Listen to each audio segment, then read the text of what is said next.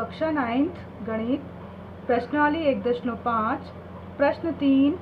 आपको याद होगा कि पाई को एक वृत्त की परिधि, जिसको हम सी से डिफाइन कर रहे हैं, और इसके व्यास डी के अनुपात से परिभाषित किया जाता है। अर्थात पाई जो है उसका मान होता है वृत्त की परिधि बटा व्यास यानी सी बटा डी है। यह इस तथ्य का अंतःविरोध यानी कि विरोधाभास विरोध करता है कि पाई एक अपरिमेय संख्या है। पाई एक अपरिमेय संख्या, उसके बराबर सी बटा डी है। इसका निराकरण कीजिए। तो जब हम किसी संख्या की लंबाई को किसी यंत्र जैसी रेखनी से नापते हैं, किसी भी रेखा की लंबाई को हम जब मापते हैं तो हमें इसका अनुमानित माप ही प्राप्त होता है, लगभग मान ही प्राप्त होता है। अतः प्रश्न में जो पाई का मान है सी बटा डी, यहाँ सी और डी दोनों ही अपरिमेय होंगी, क्योंकि जो मान होगा वो क्या होगा, अनुमानित मान ही होगा। अतः पाई को एक परिमेय संख्या कहने में कोई अंतर्विरोध या कोई विरोधाभास नहीं है। प्रश्न 4 है हमारा, संख्या रेखा पर कर्णी 9.3 को निरूपित कीजिए। संख्या रेखा पर हमें कर्णी 9.3 निरूपित करना है। इसके लिए हम संख्या रेखा पी क्यू लेते हैं। पी से लेकर क्यू तक कितना, 9.3 सेंटीमीटर। ये लिया हमने 9.3 सेंटीमीटर। इसको नाम दिया हमने पी क्यू। उससे एक इकाई और ली उसके आगे, उस पर बिंदु दिया हमने आर। एक इकाई यहाँ से यहाँ तक, क्यू से लेकर आर तक आपको एक इकाई और लेना है। ये कितना है, 9.3 पी से क्यू तक, और क्यू से आर तक एक इकाई बढ़ा दी हमने। अब हमें इस पी आर का, पी क्यू को लिया 9.3 और आर तक इस प्रकार बढ़ाया कि क्यू आर एक इकाई हो। अब हमें क्या करना है, अब हमें करना है इस पी आर का लंब समद्विभाजक। क्या करना है, हमें पी आर का समद्विभाजक खींचना है, जो पी आर को ओ बिंदु पर समद्विभाजित करता है।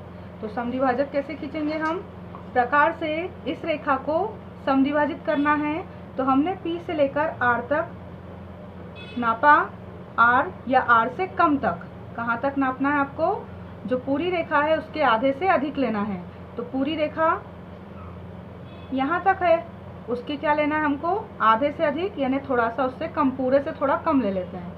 अब चाप काटना है आपको, एक चाप ऊपर काटा आपने और एक चाप नीचे लगाया। अब कहाँ से, P से। अब किस बिंदु से लगाना है, R से।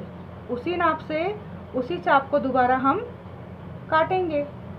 काटने पर जो बिंदु मिले हैं हमें ऊपर और नीचे, एक यहाँ बिंदु, ये वाला बिंदु, और एक ऊपर बिंदु जो मिला है काटने पर ये बिंदु।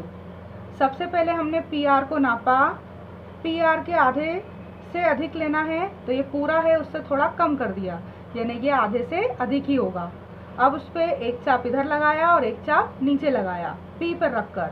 अब उसको R पर रखकर उन्हीं चापों को दोबारा काट दिया, और उन दोनों चापों के जो पॉइंट थे, मध्य बिंदु थे जहाँ कट रहे हैं ये दोनों चाप, उन बिंदुओं को हमने स्केल की सहायता से मिला दिया। जहाँ मिला ये PR को, वो कहाँ काटेगा, O बिंदु पर काटता है। यहाँ बिंदु हमें O प्राप्त हो गया। अब हमें क्या करना है, O को केंद्र मानना है। अब कहाँ रखना है प्रकार को, O पर, और त्रिज्या कितनी लेनी है, PR। OP ले ले त्रिज्या या OR ले ले, दोनों बराबर होंगे, मध्य बिंदु है O। तो हमने O से लेकर O पर रखा प्रकार को और R तक लिया और एक अर्धचाप, अर्धवृत्त बना दिया।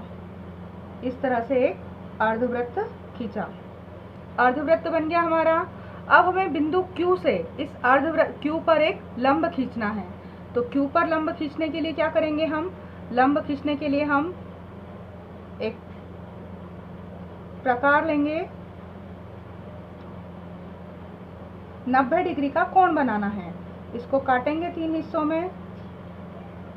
90 डिग्री का कोण कहाँ से बनेगा, सीधा उस पर, यानी कि Q पर आप रखकर स्केल से भी सीधा लंब खींच सकते हैं। तो ये Q से हमने इस तरह से लंब खींचा। कहाँ पर कटा, वो जो अर्धवृत्त था उस पर कट रहा है, उसको हमने नाम दिया S बिंदु का। क्या नाम दिया उसको, S।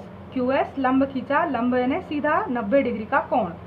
अब ये 90 डिग्री का कोण QS है, इस QS को आपको नापना है। Q से S तक खोल लिया, Q से X तक प्रकार को खोला और अब Q से S तक, और इसको यहाँ चाप काटा। कितना काटना है Q पर रखकर? पहले Q से लेकर S तक खोलना है और फिर उसको चाप काटना है। अब इस रेखा को हमें और आगे बढ़ा देना है। ये जो रेखा थी हमारी, जो चाप कटा है, तो यहाँ तक, तो इस बिंदु को हम क्या नाम दे देंगे अब? E बिंदु। ये हुआ हमारा E। और ये QE जो है वो कर्णी 9.3, और कर्णी 9.3 का अगर वर्गमूल निकालते हैं हम तो ये 3.04 आता है। तो इस रेखा को आप QE को नापेंगे तो ये 3.4 के लगभग प्राप्त होगी। QE को अगर आप नापते हैं तो ये 3.4 के समथिंग कर्णी 9.3 का मान आएगा QE, ये बराबर। तो क्या किया हमने?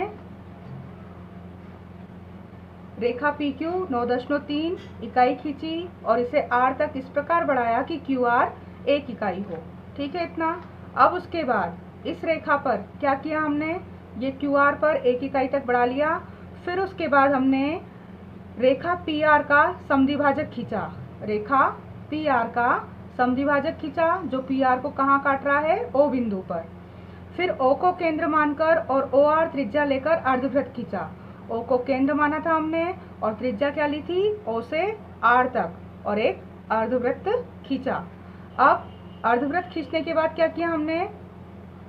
अब बिंदु Q पर, बिंदु जो Q था उस Q पर QS लंब खींचा PR।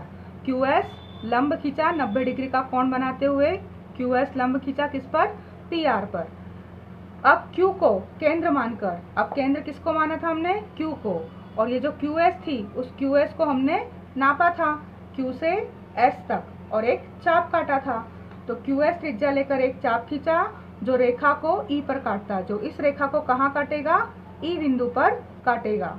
तो ये जो QS है वो किसके बराबर है? QE के, और वही है कर्णी 9.3।